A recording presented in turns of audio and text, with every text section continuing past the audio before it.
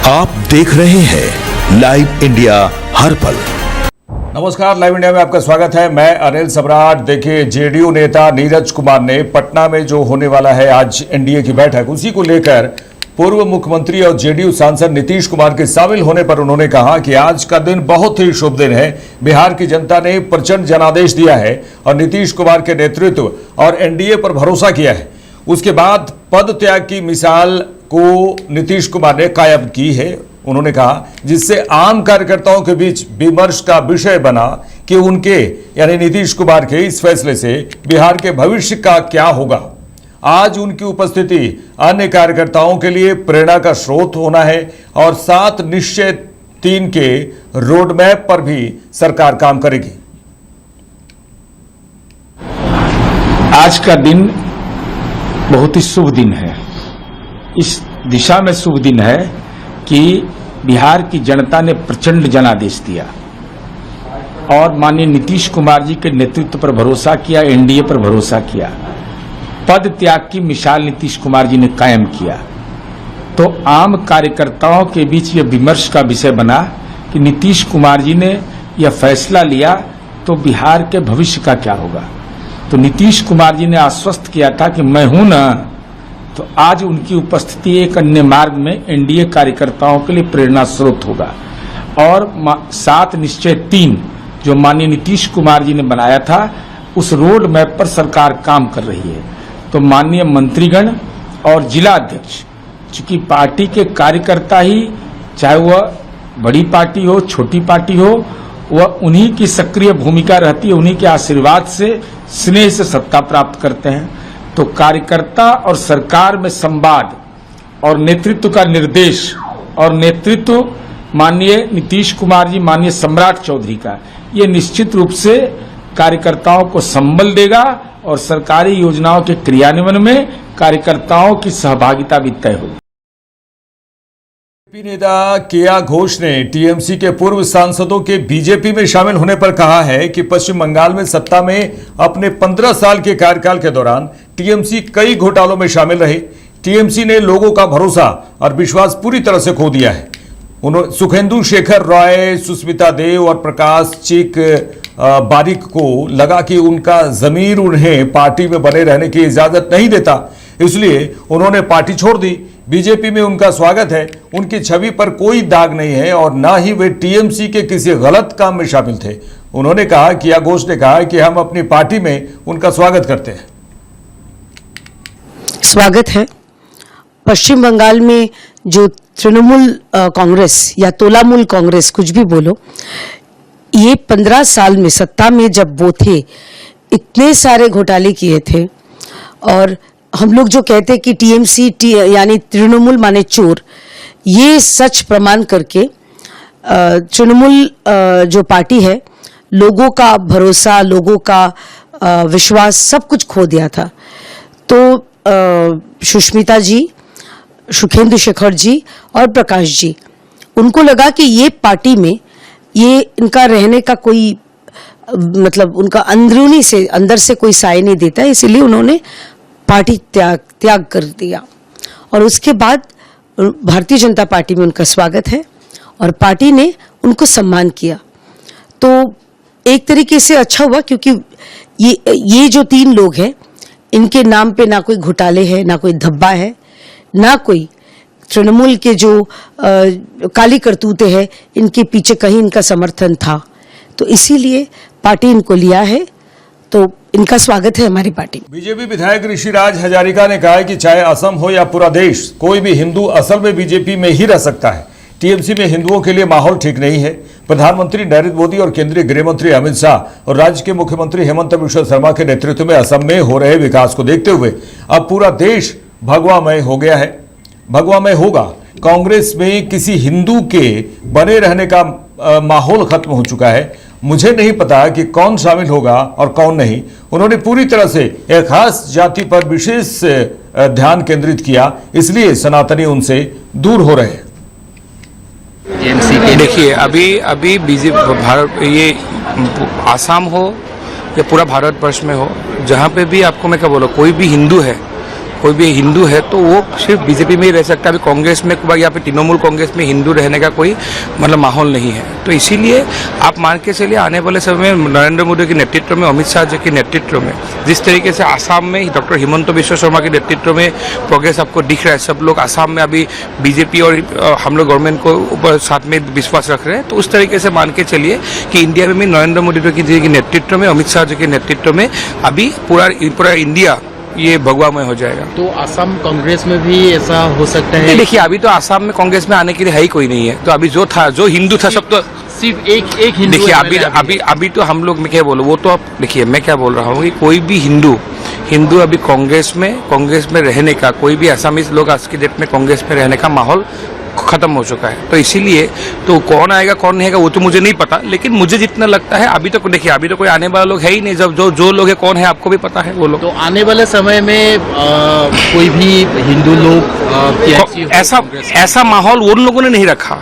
उन लोगों ने एक विशेष जाति के ऊपर में अपना पूरा कंसंट्रेशन ऐसे लगा दिया कि अभी उस जगह में कोई भी सपा नेता आशुतोष वर्मा ने राम मंदिर के चढ़ावे में कथित हेराफेरी के मामले पर कहा है कि आरएसएस की कितनी हठधर्मिता है कि उनकी नाक के नीचे करोड़ों अरबों राम भक्तों की आस्था की चोरी हुई, पैसों की चोरी हुई, लूट हुई, और वे कह रहे हैं कि वे चर्चा करेंगे। असल में बीजेपी और आरएसएस ने शुरुआत से राम के नाम की लूट की है और इस देश के लोगों और राम भक्तों की आस्था की लूट की है। ये चोरी है, डकैती है।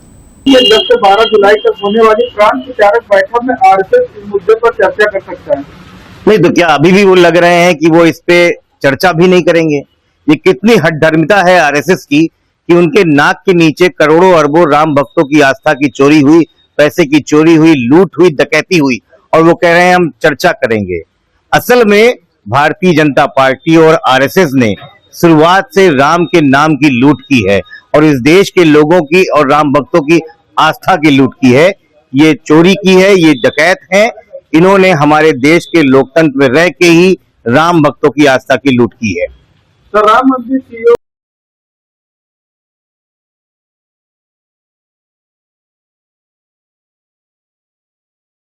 ने जम्मू कश्मीर के लिए राज्य का दर्जा बहाल करने की मांग को लेकर विरोध प्रदर्शन पर कहा कि स्टेटहुड के विषय में सब कुछ पहले ही स्पष्ट हो चुका है, लेकिन क्या स्टेटहुड के नाम पर, उन्होंने कहा कि क्या स्टेटहुड के नाम पर सेपरेटहुड को बढ़ावा दिया जा रहा है? क्योंकि जो कश्मीर के विषय पर पाकिस्तान के सुर से सुर मिलाते हैं, जो भारत का विभाजन चाहते हैं, जो चाहते हैं कि कश्मीर में परिस्थितियां कभी न सुधरे, ऐसे लोगों के साथ आप प्रदर्शन कर रहे हैं और इंडी गठबंधन के लोग भी उसका समर्थन कर रहे हैं। बीजेपी विरोध में क्या ये लोग धीरे धीरे देश विरोध में उतर आए हैं? देखिए, स्टेटहुड के विषय में तो सारी क्लैरिटी पहले ही दे चुके हैं, परंतु स्टेटहुड के नाम पे क्या सेपरेटहुड को बढ़ावा दिया जा रहा है? क्योंकि जो पाकिस्तान के प्रॉक्सी है, जो पाकिस्तान की सुर से सुर मिलाते हैं कश्मीर के विषय पर, जो उनकी लाइन को एडवोकेट करते हैं, जो भारत का विभाजन चाहते हैं, जो चाहते हैं कि कश्मीर में परिस्थितियां कभी ना सुधरे, ऐसे लोगों के साथ भी आप प्रोटेस्ट कर रहे हो और इंडिया अलायंस के लोग उसको समर्थन दे रहे हैं। तो ऐसा लगता है कि बीजेपी विरोध में क्या देश विरोध में उतर आए हैं। एक समय था कि पीपी, पाकिस्तान परस्ती और पत्थरबाजी की राजनीति चलती थी। तिरंगा नहीं लहराता था लाल चौक में। 370 को कवर में गाड़ा तो वहां पर आरक्षण भी लागू हुआ, वहां पे संविधान भारत का लागू हुआ और तिरंगा लाल किले से लेकर लाल चौक तक लहराता है। और आज DD, development and decentralised democratisation की राजनीति चल रही है। तो क्या आप इसके विरोध में है क्या? तो मुझे लगता है कि इंडिया अलायंस को बताना पड़ेगा कि क्या वो स्टेटहुड के नाम पर सेपरेटहुड को सपोर्ट कर रहे हैं।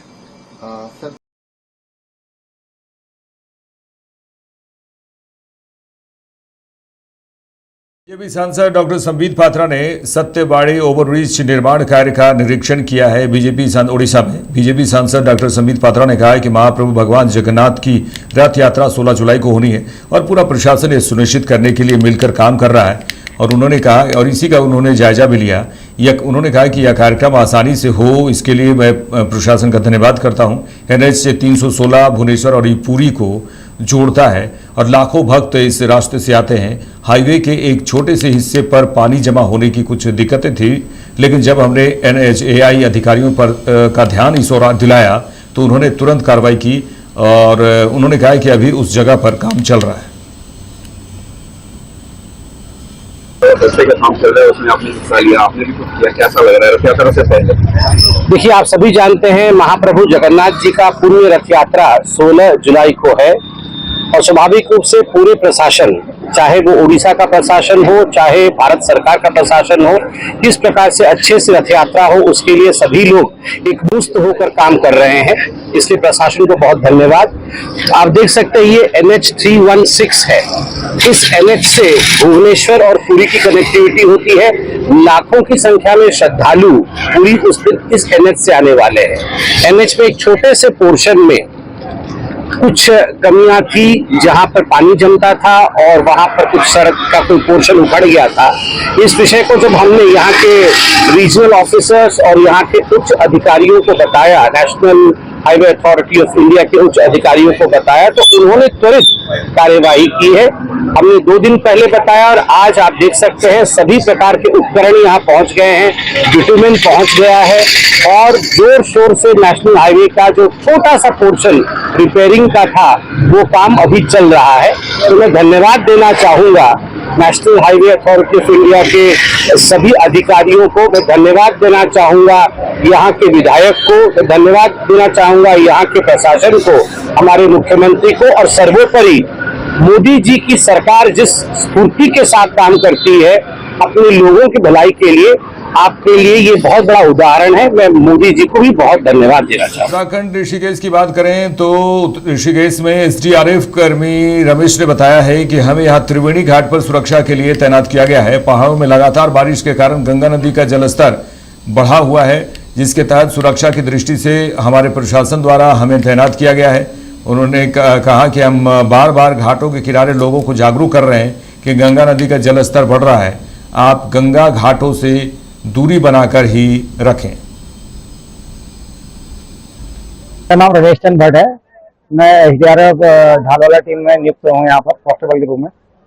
अभी हमारी ड्यूटी यहाँ पर त्रिवेणी घाट में सुरक्षा ड्यूटी के लिए लगाई गई है। लगातार पहाड़ों में बारिश हो रही है, जिससे कि गंगा जी का जलस्तर लगातार बढ़ते हुए जा रहा है, जिसके अंतर्गत सुरक्षा की दृष्टिगत यहाँ पर प्रशासन द्वारा हमारे SDRF कमांडेंट महोदय के आदेशानुसार यहाँ पर घाट ड्यूटी लगाई गई है, जिसमें हम बार बार यहाँ से अनाउंसमेंट के जरिए भी और घाटों के किनारे बार बार जाके लोगों को अवेयर कर रहे हैं कि गंगा का जल स्तर ऊपर से बढ़ रहा है, कि आप गंगा घाटों से थोड़ा दूरी बना के रखें। गंगा तटों के लिए क्या आदेश आपको? गंगा तटों पे क्या है, अभी जल स्तर जिस हिसाब से पहाड़ों में लगातार आप सूचना सुन रहे होंगे, मौसम विज्ञान से विभाग से लगातार हमें जानकारी मिल रही है कि ऊपर पहाड़ों में बहुत तेज बारिश हो रही है। उस हिसाब से हमें घाटों पे यह है कि किसी को भी जो हमारे बैरिकेडिंग लगी है इससे उधर स्नान नहीं करने देना है, और अगर कोई ऐसी कैजुअल घटना घटती है तो उस पर हमें रिस्पॉन्स करना है और बाकी अवेयर करना है जनता को कि जितना दूरी बन सके घाटों से। प्रधानमंत्री नरेंद्र मोदी ने ऑस्ट्रेलिया के प्रसिद्ध मेलबोर्न क्रिकेट ग्राउंड MCG में युवा खिलाड़ियों से बातचीत की। उनके साथ ऑस्ट्रेलिया के प्रधानमंत्री एंथनी अल्बानीज और ऑस्ट्रेलिया की पुरुष क्रिकेट टीम के पूर्व कप्तान स्टीव वॉ भी मौजूद रहे। प्रधानमंत्री नरेंद्र मोदी ने कहा कि MCG में आकर किसी भी भारतीय के मन में 2 भावनाएं एक साथ आती हैं, एक भारत ऑस्ट्रेलिया मैच का रोमांच और दूसरा यह एहसास कि दोनों देशों में क्रिकेट केवल एक खेल नहीं बल्कि एक साझा जुनून है। लेकिन आज यहाँ कोई लास्ट आवर का दबाव नहीं है, आज यहाँ केवल खेल की खुशी है, हमारी मित्रता की गर्मजोशी है और भावी चैंपियंस की ऊर्जा है। हमें अभी कबड्डी, ऑस्ट्रेलियन फुटबॉल और क्रिकेट की दुनिया से जुड़े इन बच्चों से बातचीत करने का जो अवसर मिला है, उनके जोश को देखकर लगा कि आज यहाँ बच्चों का एग्जीबिशन मैच नहीं है, भावी चैंपियंस का ऑडिशन चल रहा है। उन्होंने कहा कि उनके आत्मविश्वास और ऊर्जा से यह स्पष्ट है कि भारत ऑस्ट्रेलिया में खेलों का भविष्य बहुत उज्जवल है। MCG में आकर किसी भी भारतीय के मन में 2 भावनाएं एक साथ आती हैं। एक भारत ऑस्ट्रेलिया मैच का रोमांच और दूसरा यह एहसास कि दोनों देशों में क्रिकेट केवल एक खेल नहीं लेकिन एक साझा जुनून है। लेकिन आज यहाँ कोई लास्ट ओवर फिनिश का प्रेशर नहीं है। आज यहाँ केवल खेल की खुशी है, हमारी मित्रता की गर्मजोशी है और फ्यूचर चैंपियंस की एनर्जी है। अभी हमने बच्चों को कबड्डी, ऑस्ट्रेलियन फुटबॉल और क्रिकेट की दुनिया से जुड़े हुए इन बच्चों से गप्पे गोष्ठी करने का अवसर मिल गया।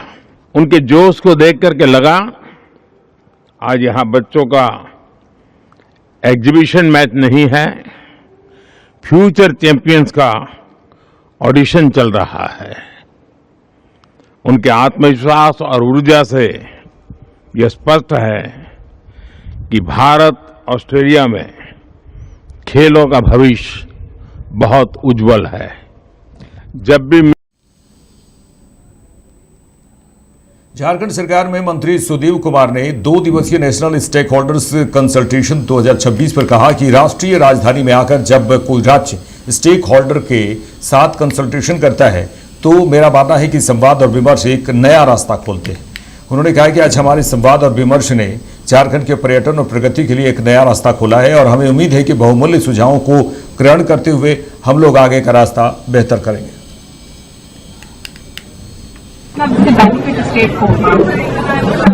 निश्चित रूप से नेशनल कैपिटल में आकर कोई स्टेट जब स्टेक होल्डर्स से कंसल्टेशन करता है तो मेरा स्पष्ट यह मानना है कि संवाद और विमर्श ही किसी के लिए एक रास्ता खोलते हैं। आज हमारे संवाद और इस विमर्श ने झारखंड के टूरिज्म की प्रगति के लिए एक रास्ता खोला और हमें उम्मीद है कि मिले हुए बहुमूल्य सुझावों को ग्रहण करते हुए हम लोग आगे का रास्ता बेहतर करेंगे। सर, कल कितने एमओयू साइन हुए थे और आज कितने होने की संभावना है? आज EaseMyTrip, Tata Motors, Tata Steel, 3 MOU sign हुए। तो जैसे आपने पर्यटकों को लेकर बात की कि झारखंड की भूमि उनको मोबिलाइज कर रही है, खासकर इस पर सरकारें को क्या काम करती है और कैसे फायदा जो है हम फैसिलिटेट करना चाहते हैं। सरकारों का काम कोऑर्डिनेशन का है। सरकारें होटल नहीं बनाती हैं, सरकारें होटल बनाने के रास्ते बनाती हैं, सरकारें होम स्टेज नहीं बनाती हैं। जो जरूरतमंद लोग हैं उनको ऋण मुहैया कराने से लेकर साधन मुहैया कराना सरकार का है। सरकारें एक एटमॉस्फेयर देना चाहती हैं कि आप एक सुरक्षित राज्य में हैं जहां कानून का शासन है और कानून के शासन में आप निरापद यात्रा झारखंड में कर सकते हैं। हम यह एश्योरेंस देना चाहते हैं। झारखंड के मुख्यमंत्री हेमंत सोरेन ने 2 दिवसीय नेशनल स्टेक होल्डर्स कंसल्टेशन 2026 पर कहा कि मुझे लगता है कि झारखंड के लिए वर्तमान स्थिति निर्भरता है और उस निर्भरता में एक नया अध्याय हम लोगों ने जोड़ा है। इसका परिणाम जल्द से जल्द दिखे, इस पर काम किया जाएगा। इस विषय पर सरकार पूरी तरह से राज्य हित के लक्ष्य और जन आकांक्षाओं को ध्यान में रखकर ही काम करती है। यह तो उन्होंने कहा कि यह तो घड़े में एक बूंद की तरह है, बूंद बूंद करके यह घड़ा भरा जाएगा। जो राज्य पूरे देश का पेट पालता रहा हो और खुद कई मुसीबतों में रहा हो। उन्होंने कहा कि मैंने पहले भी कहा था कि कुछ महीने पहले ही ये युवा राज्य बना है और अब ये चलना नहीं बल्कि दौड़ना प्रारंभ कर चुका है। ये बात आप जो आपने खुद ही देखा, सब आपके सामने हुआ और इसमें कुछ बंद कमरे की तो बात नहीं, पूरे सभागार में सभी लोग रहे और मुझे लगता है कि झारखंड के लिए एक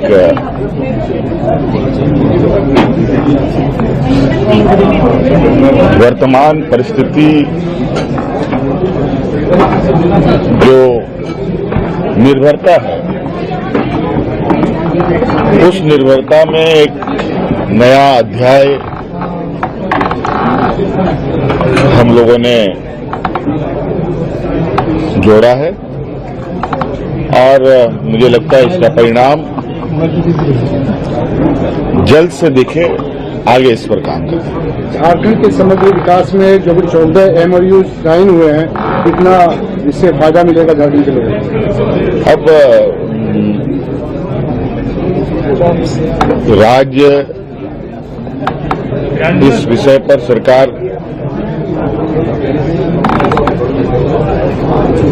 पूरी तरीके से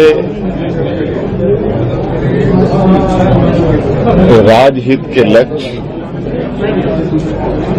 और जन आकांक्षाओं को ध्यान में रख करके ही काम करती है और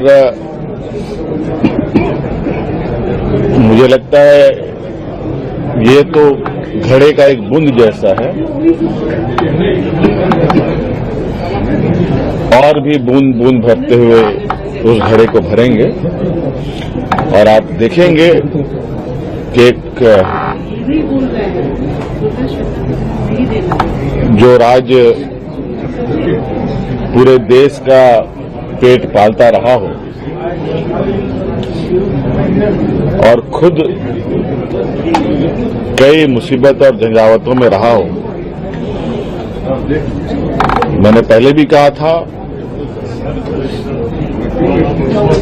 कि कुछ महीने पहले ही ये युवा राज्य बना है और अब ये चलना नहीं बल्कि दौड़ना प्रारंभ कर चुका है। कॉरिडोर बनाने की बात आ रही है बदनाम।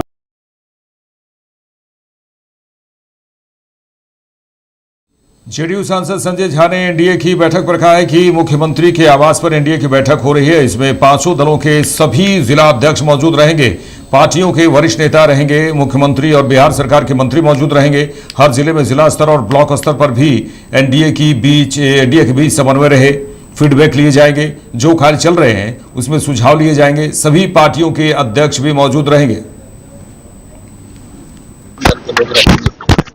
आज एनडीए की बैठक माननीय मुख्यमंत्री जी के आवास पे हो रही है, जिसमें पांचों दलों के सारे जिला अध्यक्ष इस मीटिंग में रहेंगे। पार्टी के सीनियर लीडर रहेंगे, बिहार सरकार के मंत्री रहेंगे और खास करके हर एक जिला में जो समन्वय रहे एनडीए, सिर्फ समन्वय पटना में नहीं रहे, जिला में भी या ब्लॉक में भी रहे। उसका देख रहे नतीजा कि चुनाव में भी पूरा एनडीए एक होकर चुनाव और फीडबैक भी लेना, उनके क्षेत्र में जो काम चल रहा है उसमें उनका कोई सुझाव है, कोई और बात है तो वो भी एक फीडबैक है, कोई वहां पर क्या और होना चाहिए। आप लोग जानते हैं कि जमीनी फीडबैक से कोई योजना बनाने में भी काम आता है और एक चर्चा जो है पूरा एक बिहार का एक सारे पार्टी के अध्यक्ष रहेंगे तो फर्स्ट हैंड की इन्फॉर्मेशन भी जिला पर आता है। वीडियो ट्वीट किया है जिसमें सर मेरे साथ इस बुलेटिन में नहीं, देश दुनिया की तमाम खबरों के लिए देखते रहिए लाइव इंडिया। नमस्कार।